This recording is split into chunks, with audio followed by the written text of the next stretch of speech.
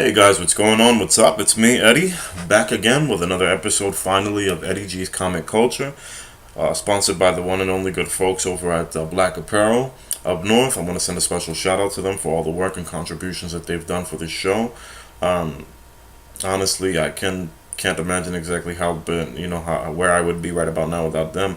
Um, I know some of the episodes have been bare as of recent, but those folks up there do have a lot of their other stuff going on. But definitely, they will be back on track with the show sooner or later. But that doesn't stop this train from going, baby. But if you do have a chance, make sure you check out their website at www.blackapparelblk.com. They've got some awesome merchandise and some great content for you to check out. And also sending out a special shout out once again to my friends on Instagram. Um, the Strictly Comedy Vault, the man has been literally following me since day one. And he's got some great content on his page. If you have an Instagram account, make sure you check him out. He's an up-and-coming writer, if I haven't mentioned it already. He's got some great stuff for you to look at.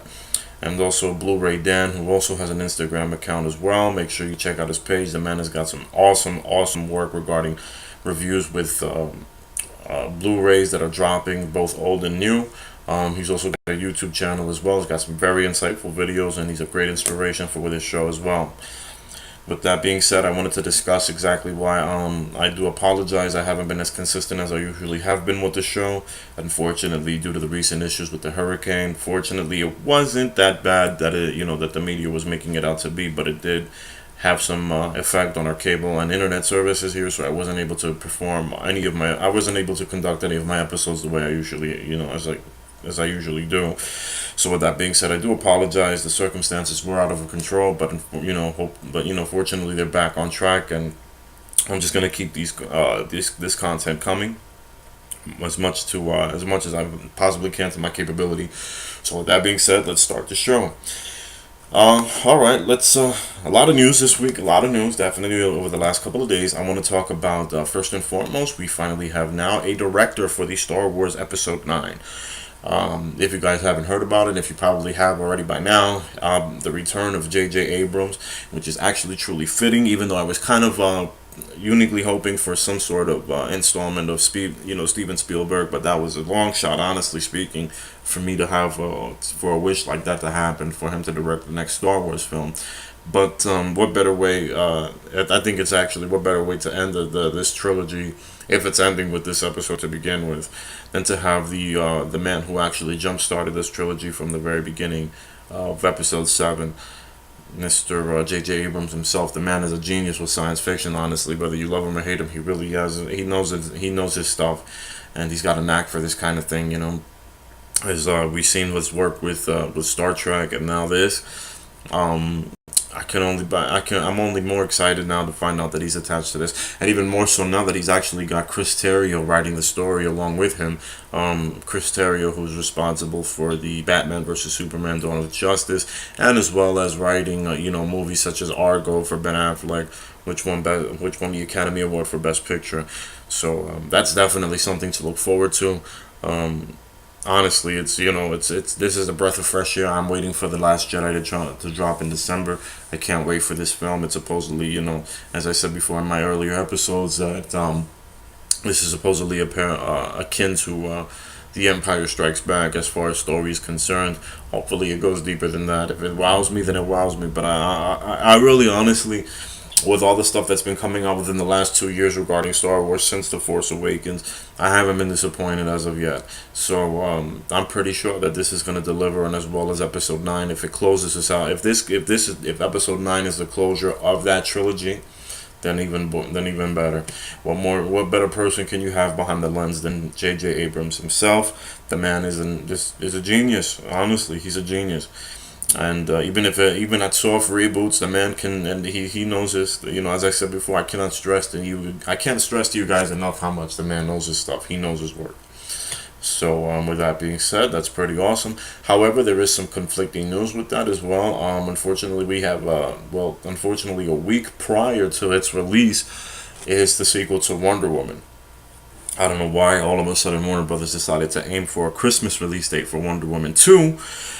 It doesn't really make any sense to me, considering the first one was a blockbuster hit for the summer. But however, who knows what's going to happen. I imagine at this point Warner Brothers is going to do the smart thing and actually move the release date for Wonder Woman 2, considering everything that's, considering that that's going to be a hell of a competition for it to have. Let's be honest here, Wonder Woman is the, it's now the driving force of the DCEU. However, it's still not enough to make that kind of a mark with the world for them to go against the Star Wars franchise, and in particularly so with this franchise as well. It's not, I wouldn't bet against it, honestly. I really wouldn't bet against it. So as far as that's concerned, I'm sure that Warner Brothers will move the release date. When, I don't know. As we'll just, I'll definitely give you guys the heads up on that as soon as we get the news on that as well. Also, a few things have happened. David Harbour from Stranger Things, Hopper, as you all know, he's been cast as Hellboy, and he actually released 2 photo images of himself as Hellboy, and it looks amazing. It looks great. The makeup work that they've done on this is actually far improved than the original features. It's it's unreal. I can't wait to see what this is going to bring to the table. I know that this man is definitely, he looks dedicated to the part. He's met with Ron Perlman actually prior to that regarding the character, and I know Guillermo del Toro, who's actually been involved with the original, was the driving force for trying to get a third Hellboy. However, I don't think he was really too deep into that idea, so it hasn't really happened under his watch. However, he did give his blessings to the current production team behind it, and it looks like it's going in a great direction, honestly. So I can't wait to see what's going to happen with that. It's going to be a pretty awesome. It's going to be a pretty awesome take on his behalf, because the guy's great as Hopper. Honestly, he's one of the main reasons, apart from Winona Ryder and the kids and Stranger Things, that I really love. So with that being said, it's going to be pretty awesome to see him as the one and only Hellboy. Also, Tim Miller, the director of Deadpool, is now confirmed for the director of Terminator 6. Don't know how that's happening, but apparently it's happening. One of my favorite franchises of all time is now continuing. How they're gonna do it without Arnold is beyond me. I just recently picked up I just got in today the Terminator anthology in Blu-ray. And I can't wait to watch it again. I can't wait to watch Terminator 1 Part 1. It's been so long since I've seen T1 in the beginning. I'm dying to see it again. And especially now that I've been on such a Schwarzenegger kick as of recently, this is going to be an awesome addition for me to watch. And I can't wait to talk to you guys about it as well. It's going to be pretty sick, honestly. And oddly enough, something happened with the rap party at Aquaman. Someone got stabbed by some. It's the most awkwardest news that I could possibly come up with. I'm sorry if I'm going like 100 miles a minute, guys. It's been so long, and I've been missing talking to you. But honestly, like, this is crazy. Like, I can't believe that happened in an Aquaman rap party of all places. I'm assuming that alcohol may have been one of the factors, but I'm not gonna knock alcohol completely, as you can see. But it's pretty strange that happened. And of all things, like a rap party for Aquaman, I guess, But who knows, man? Let's say, if there's any other stories that develop from that, we'll find out soon enough. And honestly, it's pretty crazy, pretty crazy indeed, But who knows, man? As long as as long as nobody, as long as it doesn't get to a point where it got extravagant. I mean, stabbing someone is obviously extravagant, of course. Don't get me wrong, but I hope nobody passed away from this entire, which I don't think they did, because they would have made mention of that anyway. But wow, what a hell of a headline to read. Also, one of the main things I wanted to talk about with you guys is apparently the release of TDK 3 on trade paperback. I believe it's coming out sometime later, or this month or next month. I'm not sure. Maybe possibly even November. I totally glossed over that. But finally, the trade paperback of TDK 3 is coming out. 174 pages. I'm definitely gonna pick it up, and I'm not even though, with that being said, I'm not a huge supporter of Frank Miller as of recent, to be quite honest. I know that a lot of it. I know he's got a lot of accolades coming from Batman Year One and The Dark Knight Returns, and quite frankly, it's just the man has lost his edge. So to be honest, the only real reason why I'm even picking up this trade paperback is because of the people involved in it. Scott Snyder, Klaus Johnson, and Andy Kubert, who's a legend, an absolute legend in the game. Scott Snyder, as you guys know, he's been like the go-to. He's been the Batman writer for about 9 years now. The man's been there for close to a decade. Close to a decade. And he's been taking Batman so far to a whole nother level as of recent. He was the one who made, of course, who wrote Superman Unchained, as I made that special earlier for you guys. He was the one who drove the Batman to be on point for the New 52. He was the one who was on point for Batman pre New 52, if I may say so myself. The man has been on point with his game. He's regarded as one of the best Batman writers, if I'm not mistaken, in quite some time, if not all time. And with that being said, that's the reason why I'm really looking forward to this book. Because with Frank Miller, alright, I get that. I know I know the impact that Frank Miller has. I do. I really know the impact that Frank Miller has. I'm not taking anything away from him. I'm not taking any of the credences away from him. The man knows. The man was critical in one of the in reinventing Batman in the '80s. Honestly, he really was. I'm not even gonna knock you. I'm not gonna knock the man for it. The man was really critical on accentuating the success of Batman in the '80s. So with that being said, his later work suffered greatly. When The Dark Knight Strikes Again came out in 2001, it was critically and universally panned, not just by critics, but by fans alike, all over the board. Because he really went out of his way for some reason and took all of these characters out of their element.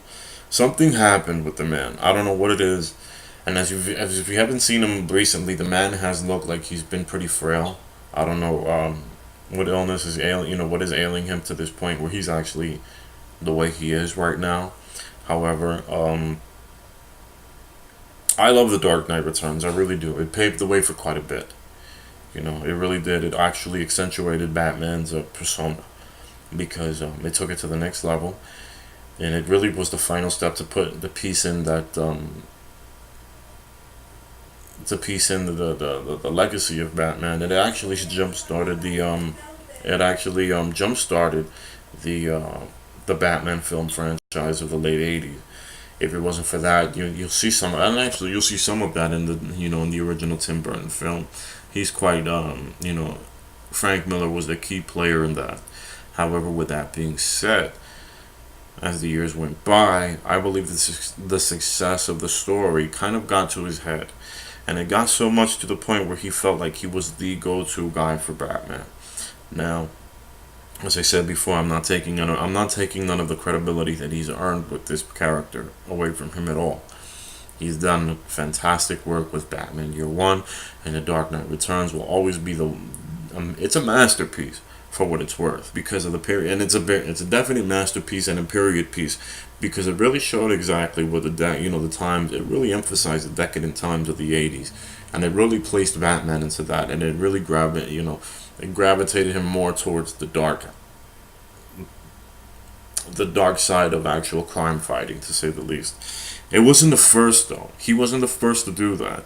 The one who actually did that originally was Neil Adams. Neil Adams was the one who was behind Batman, writing Batman in the '70s, and he was really more instrumental into shifting Batman from that campy '60s Adam West persona to the detective, the great detective that we know today. And it almost got, some of his stories were pretty much almost so dark that it was almost like one of those Elseworlds kind of stories. It was really crazy. Like what he did with the character was unbelievable. And he's really the one who deserves the credibility for that. He was really the one who gave Batman that rebirth, that much needed rebirth. And though I love Adam West and I love the show, I love this, I love this series with him and Burt Ward as a kid, Julie Newmar, Burgess Meredith, Fred Gorshin, Cesar Romero. That was definitely, the show was definitely a product of its time, and it has a huge following. It's a huge following to this day because they managed to still make two animated films based off of that series. However, as the years went by and the 70s came and these characters were changing again, still Superman was the only one. Superman was just being brought back again to cinema with Christopher Reeve and Richard Donner. But it was still trying to. They were redefining these characters. They were reconstructing these characters from the ground up, and Neil Adams was very instrumental on that. What Frank Miller did was accentuate the character from that point on, and with Batman Year One and The Dark Knight Returns. And with that, I feel that also Frank Miller does deserve his credibility for it. However, as the years have gone by, and his work with Sin City, and you'll see a lot of decline. You'll see a lot of decline in Frank Miller's work, and it starts in particularly so with The Dark Knight Strikes. The Dark Knight Strikes Again, the sequel to The Dark Knight Returns, and it was a downward spiral, if you ask me, because from there to he did the story with the All-Star Batman in 2005, and of all people, he had Jim Lee illustrate that series, which, like I said, I love Jim Lee. I don't know how Jim Lee managed to do this. I don't know how Jim Lee managed to work with this person, because the material for All-Star Batman and Robin was just absolutely terrible. It really was just terrible. He went, like, if you ever read The Dark Knight Strikes Again, you will see how bad the characters are out of their element. Not just, Batman, but Robin, Superman, Wonder Woman especially, the Justice League, the way he has illustrated and portrayed the way these characters have been portrayed in those books is absolutely disgraceful, because that's not even close, and thank goodness it's not in continuity. Thank God that it's not canon with the rest of with what's going on, because I would have thrown myself off the roof. I'm pretty sure DC would have lost quite a bit of readers off of that if what Miller wrote was canon to what's going to the continuity, but it wasn't. But good God, what an atrocity those books were, and even worse was All-Star Batman and Robin. And the only reason to even go through All-Star Batman and Robin was because of Jim Lee's artwork. Everything else was completely asinine. Superman and Wonder Woman arguing with each other, like it was just that, and the way they argued with one another was just absolutely ridiculous. It was nothing in tone with the characters original at all. Like, none of these characters were unrecognizable, other than the fact that you saw them. They were illustrated. It was Superman. You could tell it was Superman. You could tell it was Wonder Woman. You could tell it was Batman.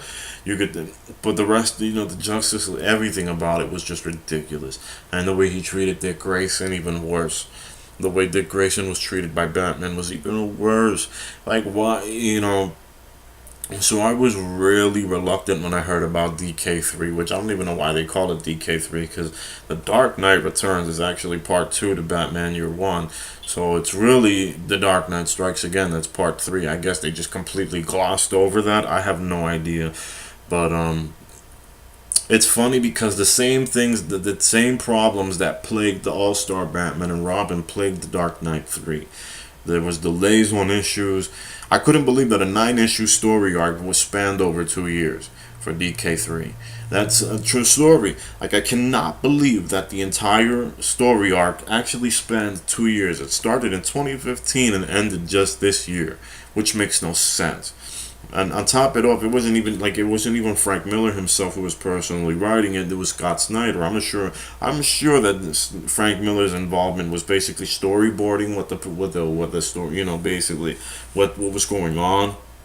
But in reality, it was just, it was all Scott Snyder who was writing the story. And if Frank Miller wasn't well enough to continue or finish up with it, then they should have just left the regular team, but they should have just left said team that was on the book finish up the series. So it makes no sense to me. I'm definitely trying to see what's going on.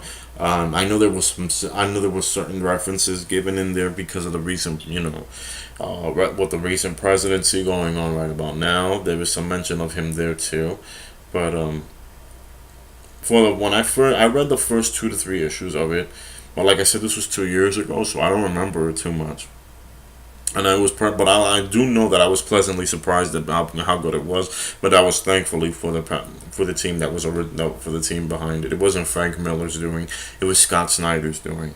Honestly speaking, the writer makes the story, the writer makes the book, and honestly, it was all of that. All the kudos goes to Scott Snyder for making the book for what it was.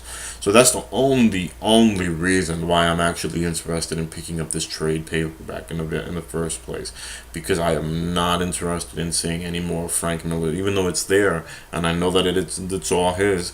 I'm really not interested in Frank Miller's influence as of recent regarding the the DC universe, and even the statements that he's made beforehand about about the recent films that were released are even more stupid as well.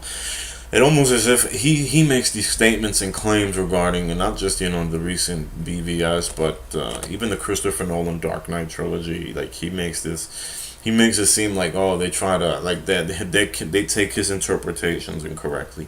Batman is not your character. You did not create Batman. That was Bill Finger and Bob Kane, and the one who reconstructed the character before you, prior to that, was Neil Adams.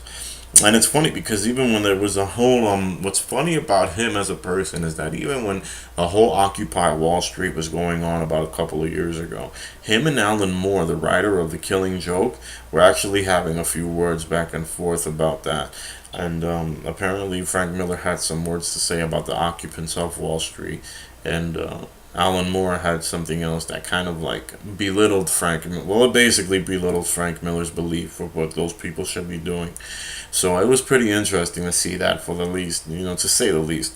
But honestly speaking, I felt like his Miller's writing has been suffering greatly throughout the last 20 years, and I heard that even I haven't kept up with it, but I've heard his recent work with even with Sin City has taken a hit as well. So I'm hoping that this is all different. I'm hoping that TDK3 changes that course of that, and we'll see what happens from there. When I get my hands on the trade, I will definitely I'm going to read it, give you guys a review on it, give you guys my full in-depth review. So be careful, because there's going to be aware, because there's going to be some spoilers involved. I am going to talk about the book in length. Yeah, so with that being said, I'm just hoping that when it comes out, that it lives up to its. Some people are saying that from what I've read so far from critics, that they're saying that it's not that great, but it's not bad either. So I'm hoping for the best. Hopefully, I'll be pleasantly surprised throughout the entire story arc, like I was with the first 2 to 3 issues. But then again, like I said, it's very unpredictable when it comes to this guy. Well, so with that being said, I want to wrap this episode up, because it's it's been quite some time now. But I thank you guys once again for all that you've been, for all your support, for your show and love, for your showing love to me. I definitely appreciate it. I cannot wait to film my next episode. As you guys see, I've posted up a few pictures of my Terminator anthology on Blu-ray that I've received today in the mail. I cannot wait to talk about that series as well with you guys soon enough. Thank you guys once again, and I do apologize for the delay in the episodes as of recent. As I said before, these were out of my circumstances. Hopefully it will not happen again. But definitely let me know. I love you guys, man, and hit the comment section. Let me know what you guys think about TDK3. Have you read it? Have you not read it? Are you interested in reading it? What are your thoughts on it? Do you disagree with my opinion regarding Frank Miller as a writer? I'd love to hear your thoughts about this. Let's get this conversation going. Let's get this show back on the road. But once again, thank you all, and I love you. Take care of yourselves and stay safe. And until then, I'll see you guys next time. All right.